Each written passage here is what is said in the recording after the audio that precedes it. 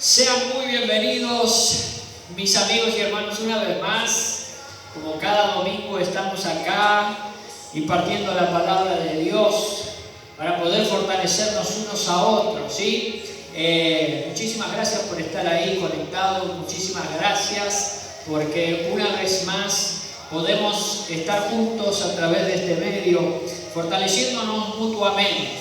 La palabra de Dios, mis hermanos, en estos tiempos es fundamental. Siempre lo ha sido, pero en estos últimos tiempos usted y yo necesitamos una porción extra de su palabra para que Él nos brinde a través de la sabiduría del cielo entendimiento para poder manejarnos como Él quiere que como iglesia nosotros nos desarrollemos en estos tiempos acá en la tierra. Nuevamente desde este lugar, desde el edificio de la iglesia Encuentro con Dios, ya les comunico que han terminado los trabajadores de revocar, está todo el salón ya revocado, gracias a Dios. Hemos saldado todo el valor, ¿sí?, del trabajo ahora está el gasista trabajando, haciendo los trabajos necesarios para que muy pronto también podamos tener todo este edificio calefaccionado y muy pronto, ¿sí?, estar acá congregándonos y estar juntos, por supuesto, como la palabra del Señor nos anima. Mirad qué bueno es que estemos juntos, mirad cuán bueno es, porque ahí dice la palabra de Dios que el Señor envía bendición. Así que yo lo animo, mi hermano, a que sigamos orando juntos como iglesia, porque creemos verdaderamente que falta muy poco para que podamos usted y yo y toda la familia de la iglesia Encuentro con Dios poder estar nuevamente juntos compartiendo la armonía y la comunión. Hay un mensaje, una palabra que el Señor puso en esta semana en mi corazón y quiero compartírsela, por supuesto. Mientras usted la busca, está en el libro de Pedro, la primera carta del apóstol Pedro, en el capítulo 1, versículo 7. Por supuesto, mi hermano, aquellos que han venido siguiendo los mensajes de estos últimos tiempos, se darán cuenta que quizá hay un hilo conductor. ¿Por qué? Porque estos tiempos entendemos de que Dios está bajando a su iglesia un lineamiento para saber a qué nos vamos a enfrentar, para saber cómo posicionarnos, cómo pararnos como representantes del cielo, representantes de Dios en estos días, ¿sí? La palabra de Dios es viva y eficaz. No es una palabra muerta, no es un libro de historia, sino que es un libro poderoso, escrito, revelado por Dios, para que tenga efecto en nuestro presente inmediato. Por eso usted notará que hay un lineamiento en los mensajes. Y el Señor viene hablándome fuerte en esta semana acerca de las pruebas que sobrevendrán para la iglesia, que probarán nuestra fe. Por eso la palabra está, como le dije, en primera carta de Pedro, capítulo 1, versículo 7. Leemos juntos. Dice el apóstol Pedro: para que sometida a prueba vuestra fe, mucho más preciosa que el oro, el cual, aunque perecedero, se prueba con fuego, sea hallada nuestra fe en alabanza, en gloria y honra cuando sea manifestado Jesucristo. En otras palabras, cuando venga Jesucristo, nuestra fe sea hallada en alabanza, en gloria y honra. Amén. Que así sea, mi hermano. El ser humano puede pasar años, mucho tiempo, manifestando, creyendo, defendiendo una ideología, un pensamiento, una religión, puede pasar mucho tiempo defendiendo, profesando ideas o convicciones. Pero lo cierto es, mi amigo, que recién cuando nuestra vida se ve sometida a presión, cuando nuestra vida se ve sometida a transitar por pruebas, recién ahí verdaderamente es que se revelan dos cosas. Número uno, quiénes verdaderamente somos, y número dos, en quién creemos, en quién tenemos puesta nuestra confianza. Esas dos cosas se revelan cuando la vida del hombre, la vida de la mujer, la vida del ser humano es sometida a presión, es sometida a prueba. Lo curioso es que quien escribe esta carta, el apóstol Pedro, fue precisamente sometido a prueba. Y usted lo recordará, su fe fue sometida a prueba. ¿Sí? Hemos hablado en mensajes anteriores acerca de ese momento tan particular cuando él lo negó a Jesucristo, cuando él no tuvo quizá el valor para confesarlo públicamente ante los hombres que le decían: vos estabas con él, vos sos uno de ellos, nosotros te vimos con Jesús. Y él decía: no, yo no conozco a ese hombre, yo no estuve con él, yo no soy uno de ellos. Pedro no salió muy bien parado de esa prueba, mi hermano. Pedro no salió muy bien parado ante esa presión, pero él tuvo más adelante su revancha, él tuvo más adelante su recuperatorio, y claramente la Biblia enseña que él aprobó, porque él terminó entregando su vida misma hasta la muerte por Jesucristo, por su fe y por sus convicciones. La Biblia, mis hermanos, enseña que inevitablemente cada uno de nosotros pasaremos por la prueba. Inevitablemente cada uno de nosotros pasará por tiempos de presión para que verdaderamente se revele si somos quien decimos ser y si creemos en quien decimos creer. En primer lugar, las pruebas son diversas. Las pruebas son diferentes tipos de pruebas. Santiago capítulo 1, versículo 2 dice exactamente: hermanos míos, tened por sumo gozo cuando os halléis en diversas pruebas, sabiendo que la prueba de vuestra fe produce paciencia. Diversas pruebas, diferentes tipos de pruebas, más fáciles, más difíciles. Las pruebas quizá más fáciles nos preparan para que el día de mañana podamos estar fortalecidos para pasar o transitar por aquellas pruebas más difíciles. No es lo mismo, mi hermano, pasar por la falta de trabajo o problemas quizá financieros que pasar o transitar por una prueba de haber perdido un hijo, por ejemplo.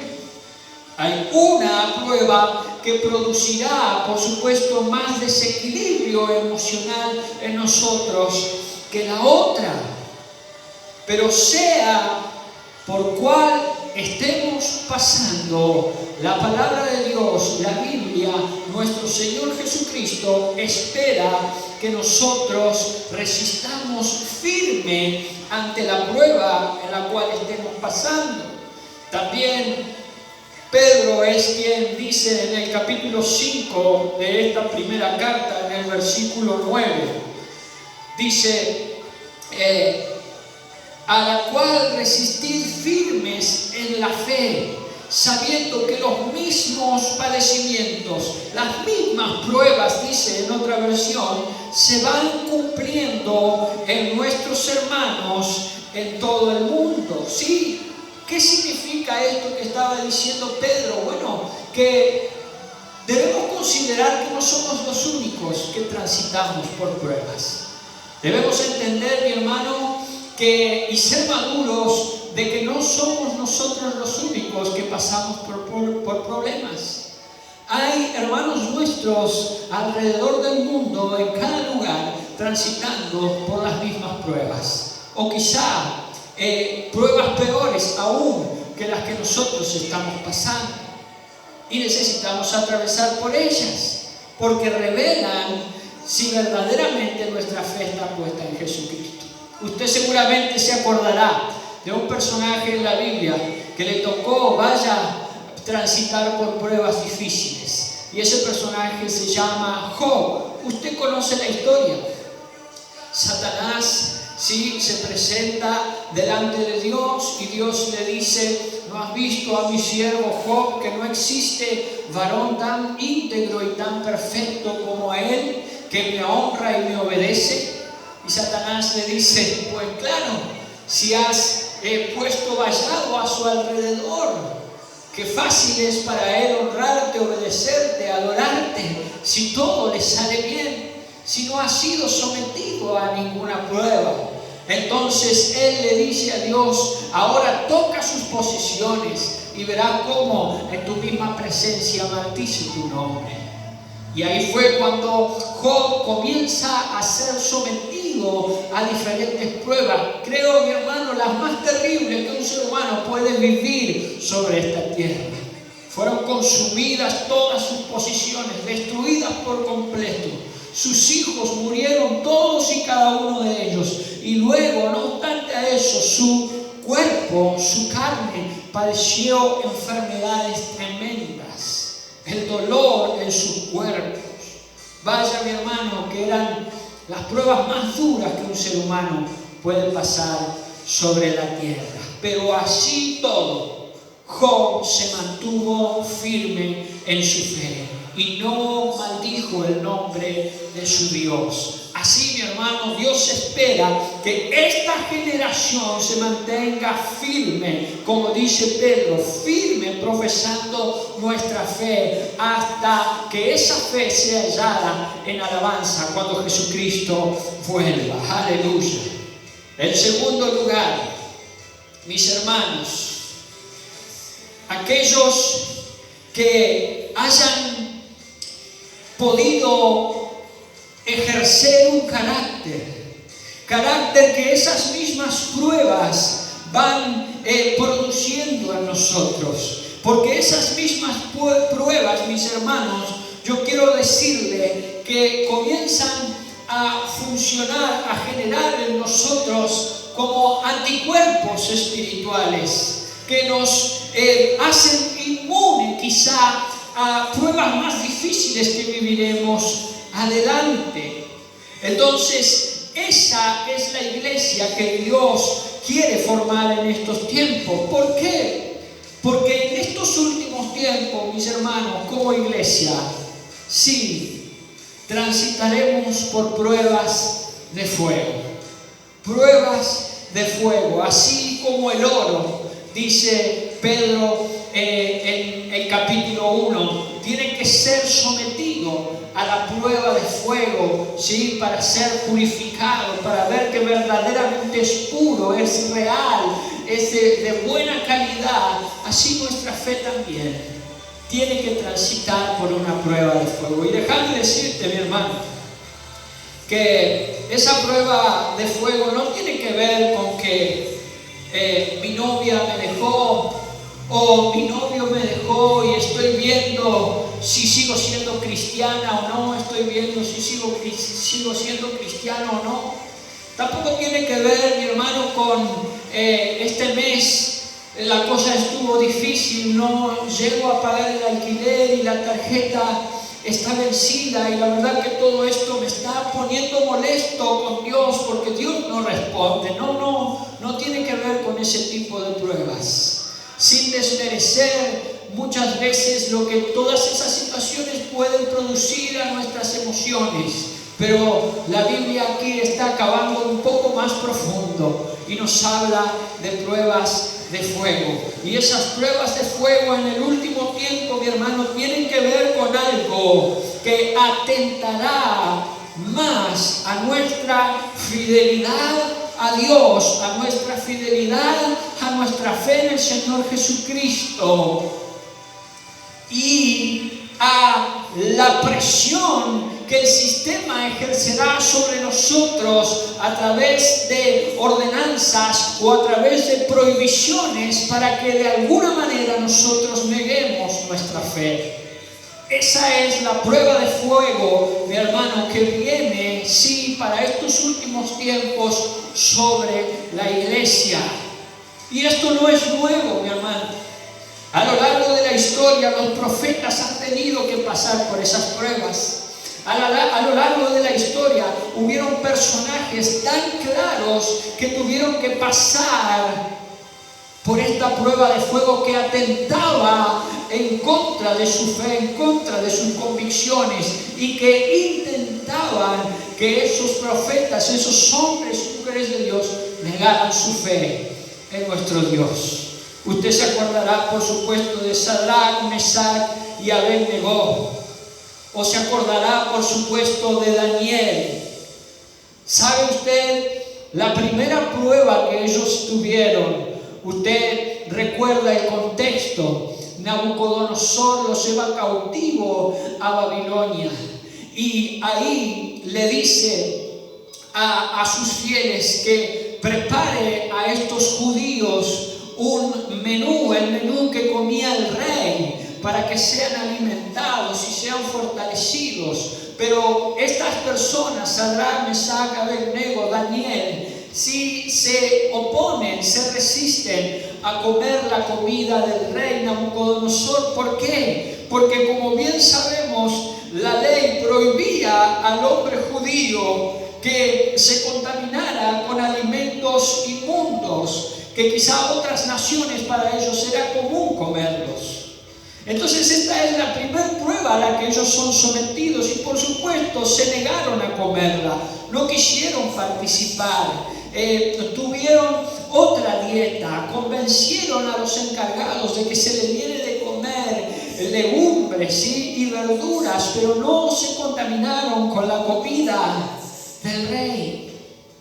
Ahora, esa prueba pareció insignificante, pero esa prueba, mis hermanos, echó las bases para la más difícil que vendría más adelante. Porque esa prueba fue el principio, ¿sí?, de una prueba que vendría más difícil, donde verdaderamente y literalmente tendrían que pasar por una prueba de fuego. Seguramente usted recuerda la historia. El rey Nabucodonosor manda a crear una estatua gigante de un dios, al cual él saca un edicto de que toda persona debe postrarse y adorarla al sonar de los instrumentos. Y por supuesto, Sadrach, Mesach y Abednego nunca lo hicieron. Nunca lo hicieron y no titubearon en exponer sus convicciones diciendo: así Dios no nos salve de tus amenazas, rey, lo mismo nosotros nunca jamás nos postraremos delante de esa estatua ni la adoraremos, porque solo a nuestro Dios adoramos. Y no es necesario que hablemos de esto, porque no hay posibilidad de que puedas torcer nuestras convicciones. En otras palabras, era eso lo que le estaba diciendo. Y sabemos cuál fue el final. Ellos fueron introducidos a un horno de fuego literal, el cual el rey Nabucodonosor mandó a calentar 7 veces más. Pero todos sabemos cómo termina la historia. Allí estaba el Señor nuestro Dios para protegerlos aún de ese fuego ardiente.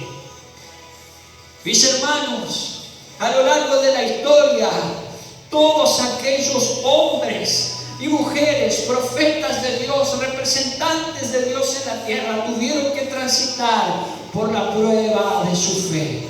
Más adelante, Daniel también es sometido a prueba. Otro rey, el rey Darío, había sacado un decreto influenciado por sátrapas, por gobernantes, porque a los reyes y a los presidentes, mi hermano, nunca le faltan influencias diabólicas que estén a su lado para influenciarlo en contra de las leyes divinas. Y ahí el rey Darío había sido influenciado para sacar un decreto, sí, de que nadie podía orar, ni pedir, ni a Dios ni a hombre que no sea el rey Darío. Y que cualquiera que lo hiciera en el espacio de 30 días debería ser echado al foso de los leones. Y conspiraron en contra de Daniel porque sabían que Daniel todos los días, 3 veces al día, oraba y pedía a su Dios y clamaba con las ventanas abiertas. Pero Daniel nunca se persiguió, mis hermanos. Y esta es la iglesia que Jesucristo está preparando para estos tiempos. Una iglesia que no se persigue, una iglesia, mi hermano, que no tranza sus convicciones. Daniel escuchó acerca del edicto, Daniel escuchó acerca del decreto, pero él fue a sus aposentos y dice que con las ventanas abiertas él oraba 3 veces al día sin haber sido intimidado. Y fueron y le dijeron al rey Darío, y el resultado fue, mis hermanos, que Daniel fue echado al foso de los leones. Pero nuevamente ahí estaba nuestro Señor todo Dios, todopoderoso, para liberarlo, sí, de la boca de los leones. Y dice que cerró la boca de los leones y lo liberó y no le hicieron daño, mis hermanos. Daniel tampoco transó sus convicciones. Aunque fue probado por fuego, aunque fue probado por amenaza contra su vida, ellos, mis hermanos, no temieron que sus vidas fueran muertas. Ellos no temieron que sus vidas terminaran ahí, porque sabían que el Dios Todopoderoso los resucitaría a una nueva vida. Amén. Ahora, mis hermanos, Apocalipsis capítulo 12, versículo 11, dice un mensaje poderoso para la iglesia. Apocalipsis capítulo 12, versículo 11, dice así, mis hermanos: y ellos le han vencido por medio de la sangre del Cordero y de la palabra del testimonio de ellos, y menospreciaron sus vidas hasta la muerte. Hay una característica que va a definir a esta generación, mis hermanos, y será la que venza al anticristo, la que venza a la bestia, la que venza al falso profeta y la que venza a todo sistema diabólico que quiera levantarse en contra de la iglesia. Y esa característica será que menospreciaremos nuestra vida por causa de Jesucristo. La sangre del Cordero, el testimonio de su palabra, y menospreciar nuestra vida nos dará la victoria, mi hermano. Y eso hará que nuestra fe se halle cuando venga Jesucristo sobre las nubes en alabanza, en gloria y en honra. Aleluya. Yo lo creo, mi hermano. Yo lo creo. Y en último lugar, en tercer lugar y en último lugar, hallará Dios ese carácter en su iglesia cuando venga. Hallará Dios ese tipo de fe sobre la tierra cuando venga. Usted conoce el pasaje de Lucas capítulo 18, versículo 1 al 8. Y es ese pasaje muy conocido que habla de la viuda y el juez injusto. Lucas capítulo 18, versículo 1 al 8. Dice: también les refirió Jesús una parábola sobre la necesidad de orar siempre y no desmayar, diciendo: había en una ciudad un juez que ni temía a Dios ni respetaba a hombre. Había también en aquella ciudad una viuda, la cual venía a él, diciendo: hazme justicia de mi adversario. Y él no quiso por algún tiempo, pero después de esto dijo dentro de sí: aunque ni temo a Dios ni tengo respeto a hombre, sin embargo, porque esta viuda me es molesta, le haré justicia, no sea que viniendo de continuo me agote la paciencia. Y dijo el Señor: oíd lo que dijo el juez injusto. ¿Y acaso Dios no hará justicia a sus escogidos que claman a Él día y noche? ¿Se tardará en responder? Os digo que pronto les hará justicia. Pero cuando venga el Hijo del Hombre, ¿hallará fe en la tierra? Tremenda palabra, mis hermanos. El capítulo que leímos, por supuesto, nos habla de esta viuda que clamaba, que pedía a ese juez por justicia. Y esa viuda es tipo de la iglesia, mis hermanos, que debe clamar y debe orar y debe pedir al Señor por la justicia de Dios que será manifestada cuando Jesucristo venga sobre las nubes. Pero usted tiene que entender que en estos días en los cuales nosotros estamos viviendo, la injusticia se multiplicará más y más. Y esa injusticia será, mis hermanos, una opresión sobre la iglesia, una opresión sobre todo aquel que quiera seguir viviendo como Dios le pide. Y nosotros debemos elegir qué es lo que haremos. Si perseveraremos en oración y en clamor como esa viuda, o verdaderamente bajaremos los brazos, o verdaderamente desmayaremos, o verdaderamente seremos enfriados por el grado de maldad que comenzará a oprimir a todos los habitantes de la tierra. Que cuando venga Jesucristo sobre las nubes, mis hermanos, podamos encontrarnos como esta viuda que perseveró y perseveró y perseveró, y que se revele verdaderamente que hay una iglesia que está esperando la justicia de Dios a través de la venida de nuestro Señor Jesucristo. Aleluya. Esa viuda nunca desmayó, mis hermanos. Esa viuda nunca bajó los brazos, sino que siguió esperando en el juez hasta que apareciere y la librase de las injusticias que vivía. Así, mis hermanos, Jesucristo aparecerá en las nubes y nos librará de todas las injusticias que el enemigo estará intentando oprimirnos sobre nuestras vidas. Aleluya. Entonces, hasta ante esta realidad, mi hermano, a la cual esta generación se enfrentará, debemos preguntarnos, usted y yo, lo que preguntó Jesucristo a sus discípulos: cuando venga el Hijo del Hombre, ¿hallará fe en la tierra?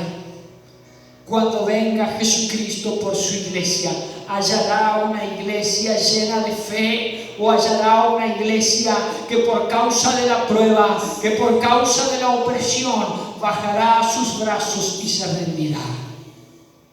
Preguntémonos a nosotros mismos, mis hermanos, porque los tiempos en los cuales estamos viviendo usted y yo nos invitan a preguntarnos qué será de nuestra fe más adelante, cuando comencemos a vivir las pruebas de fuego sobre la iglesia. ¿Hallará el Hijo del Hombre fe en su iglesia? El versículo 9 de Primera de Pedro, capítulo 1, nos dice lo siguiente, mi hermano. La primera carta de Pedro a la iglesia, capítulo 1, versículo 9. Obteniendo el fin de nuestra fe, que es la salvación de nuestras almas. obteniendo el fin de nuestra fe, que es la salvación de nuestras almas. Mis hermanos, el resistir firmes en nuestras convicciones, el resistir firme ante la presión, ante las pruebas de fuego que vendrán sobre la iglesia, nos harán obtener el fin de nuestra fe, que no es otra cosa que la salvación de nuestras almas. La salvación de nuestras almas. Cierre sus ojos por un momento ahí en el lugar donde está y oremos a nuestro Dios. Amado Jesús, oramos para que en este tiempo vos entrenes a tu iglesia, Señor, en un carácter fiel, en un carácter guerrero, en un carácter sólido, que no se da por vencida, que se mantiene firme, que se mantiene sólida, Señor, ante las pruebas y ante el fuego. Padre, vienen tiempos donde nuestra fe será probada, pero solo tu Espíritu nos dará el poder para mantenernos firmes. A vos te lo pedimos, Señor, que sos la fuente de todo poder, que sos la fuente, Dios mío, de todo lo sobrenatural que existe. Te damos gracias, Señor, por tu palabra y tu fortaleza. En el nombre poderoso de Jesús. Amén y amén. Dios quiera bendecirlo, mi hermano, y como siempre le digo, que tenga una excelente semana. Sí, donde si nos encontramos siendo probados en nuestra fe, bueno, nos afiancemos en el poder del Espíritu Santo y sigamos hacia adelante. Bendiciones, nos estamos viendo en la próxima.